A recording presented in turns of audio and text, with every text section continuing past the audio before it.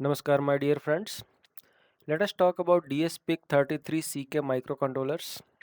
So, as you know, dsPIC microcontrollers are one of the most popular microcontroller for various applications, and we have several applications in like we'll talk about those applications. But before that, our target device will be dsPIC33CK64MC105, and one of the most efficient package that we have chosen is TQFP 48 pin package.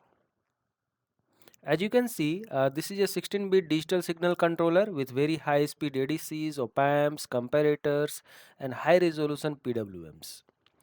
If you think of what are the applications that this particular microcontroller can be used of, you can have a target applications like we have like interleaved PFCs or critical conduction PFCs, basically power factor corrections, AC-DC converters, we can utilize them.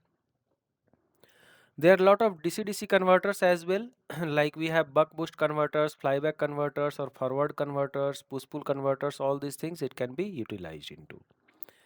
Then it can also be used into your half bridge inverters and resonant inverters.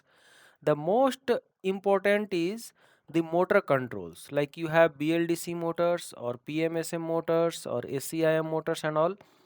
Basically motor control as well as automotive applications, these are the microcontrollers that is used mostly. Okay, so our aim would be to understand what are the things that is available with dsPIC microcontroller and how we can design the circuit. So very quickly I'll just give you the portfolio that is available with this particular microcontroller series. We have 28 pin package, 36 pin package and 48 pin package. So only these three options are there, which is very good for selection point of view. And we have three package. One is SSOP 28 package, UQFN package and TQFP package. That's all. So with this, the device that we have chosen is 105, that is 48 pin package, which is TQFP package. Okay, so either it can have 32 kilobytes of program memory or 64 kilobytes of program memory. Okay, so we have taken 33CK 64 MC105. Now let us talk about the circuit design that we have done. Okay, so as you can see, this is the microcontroller symbol, and this microcontroller symbol has been arranged into port wise. So PA0, PA1, PA2, like that it is there. So port A pins are there, then we have port B pins completely, and then we have port C and port D pins. Okay, power pins and like reset pins are put right side, so it's very easy to visualize. Okay, so we have power supply pin, we have analog power supply pin, we have ground pin and analog ground pin. All right, so very first thing that we need to do during a microcontroller circuit design is we should apply the decoupling capacitor to the microcontroller power supplies. So decoupling capacitors has been applied with 10 microfarad as a bulk and plus 0.1 microfarad on each of the three pins. So you can see we have three pins here. So each of the pins will be taking 0.1 microfarad of capacitors. Now we talk about the AVDD. So AVDD, for simplicity, what I have done is I have put one like a 2.2 ohm resistors with the same power supply, and this is converted to VDDA. Okay, so this is how it is working, and with a 10 microfarad plus 0.1 microfarad of capacitors. If you want, you can change this 10 microfarad to 4.7 microfarad as well. Okay, coming back to the reset signal. So reset signal, what we have done is we have put one MCLR pin which is there here. Okay, you can see we have MCLR pin. So this is going to be like pulled up permanently. However, whenever you press this switch, this will be pulled down, and this is how it is going to help you in microcontroller reset. Now the next important thing that comes up is the power supply for this particular microcontroller as well as the complete circuit. So for that purpose, what we have done right now is I have given you several like methods of how to get power supply input from various sources and all. However, we will be getting like power supply of 5 volt constant power supply or regulated power supply from somewhere, and this connector is going to act as a interface to that power supply. This 5-volt power supply has been like protected with a fuse as well as one TVS diode, that is ESD diode you can say. And then this is a regulator that has been used with 800 milliamperes of capability, that is a linear regulator from 5 volt to 3.3 volt. So this 3.3 volt output you will be getting, and this is the 3.3 volt, or it is also converted into VDD with a 0 ohm resistor. So this VDD or 3.3 volt will be used for powering up all the 3.3 volt logic levels. Okay. And for 5 volt logic levels, same VCC or 5 volt can be used for 5 volt supplies. Now coming back to the oscillator requirements, or frequency generators, we have used one simple crystal oscillator to generate oscillation for this particular microcontroller pin, which is OSCI pin as well as OSCO pin. Okay, so this is 12 volt 12 megahertz crystal oscillator. If you want, you can use internal oscillator of the microcontroller as well, that's not a problem. So this was all about the power supplies. Now coming back to the programming part. So programming part, this particular microcontroller supports both like we have PIC33 package, that is like using ICSP, as well as JTAG. So JTAG I am right now like avoiding. So we will be using ICSP programming. In that we have MCLR pin, then we have power supply pin, second one, then third one is ground, and we have PGD and PGC. All right. Now coming back to the like other parts.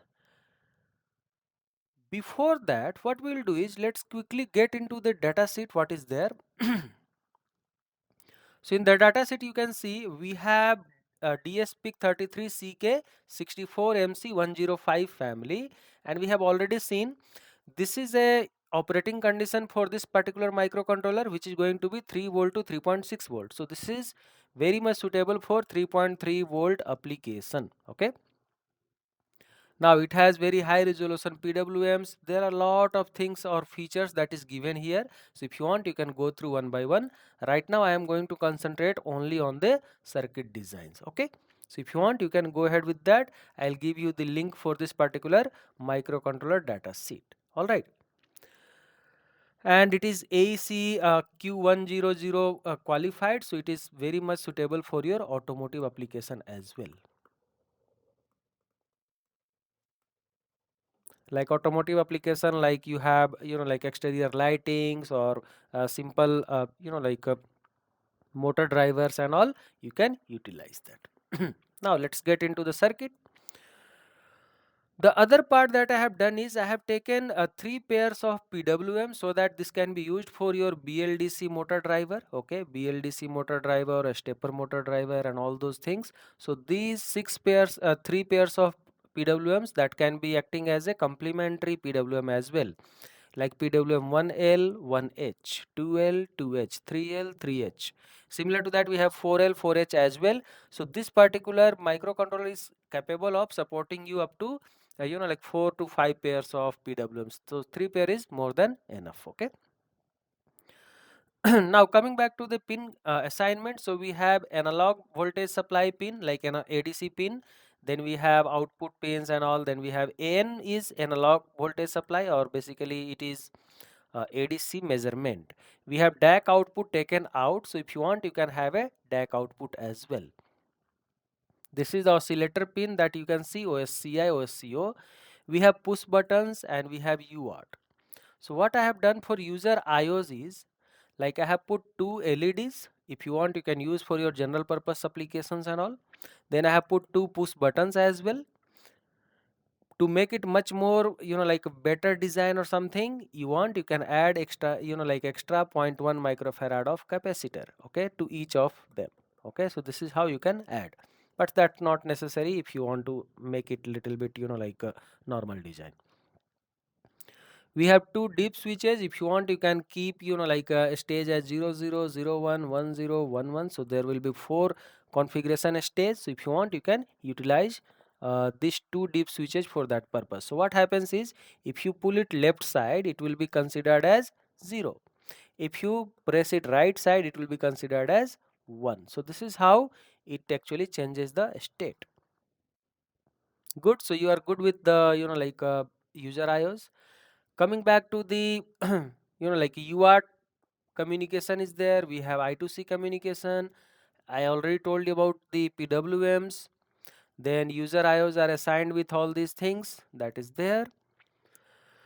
And we have several ADC's measurement using some temperature sensors, or some other sensors as well. Let us now get into the other part of the circuit. So moving to the next page. Okay, so we have put one audio buzzer, like actually one beep sound or something like that. So you can have beep beep sound for the alarm purpose. So this is used from CUI devices, and actually you have to give 2.7 kilohertz of PWM signal as a buzzer, and it will be giving you the alarm sound. Okay, if you want, you can utilize this transistor. Instead of that, if you want, you can use a MOSFET as well. Good. Now VCC is converted into 5 volts, so if you want, you can interchangeably use 5 volt signal as well. That's not a problem. Let's get back to the next part. We have IR sensor application. So IR sensor, this particular IC has been used, and it will go to your ADC measurement. Next, we have one more temperature sensor. So this temperature sensor will be used as a I2C interface. So this I2C interface will be giving you alarm. It means what happens is, whenever this particular temperature, let us say you have set this temperature threshold to 50 degrees centigrade. So whenever temperature goes more than 50, what will happen is, this particular alarm pin will go low, and in that case you can have a indication that you have exceeded the temperature on your board. So this is very good.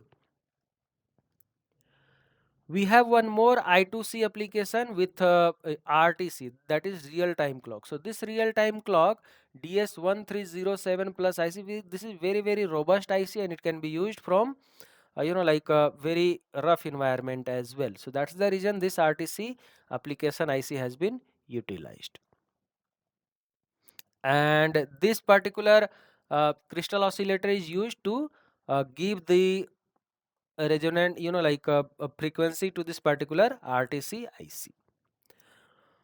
One more I2C application has been given as EEPROM. So EEPROM, if you want, you can save external datas in this particular EEPROM using your I2C. And since all of them have been already pulled up, so the same resistors can be used here as well.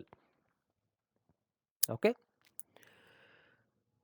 One more simple temperature sensor has been used, which is LM35. This is very popular, which is there from Texas Instruments, and this particular temperature sensor is very robust in TO92 package. So this can be used for several thermometer applications, and very rough environment temperature sensor measurement. Okay. Coming back to the other part of the circuit, we have put two ADC measurements. So we have VDD voltage, which is 3.3 volts. So that I have just converted to voltage division, and this voltage division is going to go into the ADC after your buffer, and then your low pass filter. So after this low pass filter, you are going to measure this particular signal through a ADC. Okay. Now coming back to another part, so what we have done is, we have put one external interface connector. So in that 6 signals are there. So this can be acting as a daughter card or something, and you can control that by giving one on off signal or maybe something like that. If something has to be measured from there, you can measure out as a ADC, and this is going to go to buffer and low pass filter to an ADC signal. We have sent protocols. If you want, you can have sent protocol measurement as well from that particular interface. Proceeding to the next page of the circuit, what we have done is, we have put one RS485 application. So RS485 application, you can see we have the UART interface. So UART signal which is going to have receiver output data. So receiver output data of this RS485 transceiver is going to go to my UART RX of MCU. Okay, that is my microcontroller. Similar to that, my microcontroller UARTX data will be actually getting as input to my data input of this particular transceiver, and this will be acting as a output. So this output you will be getting your this particular RS485 transceiver can act as a driver as well as receiver both. So to control that driver or receiver, what we have done is by default it will be acting as a driver because the receiver enable pin and driver enable pin has been pulled up. So if you pull up, it will be acting as a driver. If you pull it down, it will be acting as a receiver. So I have given options for both. However, this can be controlled through your microcontroller IO pin. Okay. So this microcontroller IO pin will be acting as a like making it low or high. So if you want this particular pin, you can assign one of the IO pin of your microcontroller. Now moving to the right side, what we have put is we have put one dsym9 connector. So this is the part number for that dsym9 connector, and these are the sealed pins. Okay, so what we have done is this particular like dsym9 connector will give you an interface idea of how you can send your RS485 signal to some other place very easily. So hope you have now a very good idea or very good understanding of this particular microcontroller circuit design. And however, this is going to give you a rough idea of how to like start with the circuit design with dsPIC microcontroller. So dsPIC microcontroller, if you want, you can have a various applications. And for that RS485 driver enable, one of the IO pin you can utilize at like RS485 DRVEN.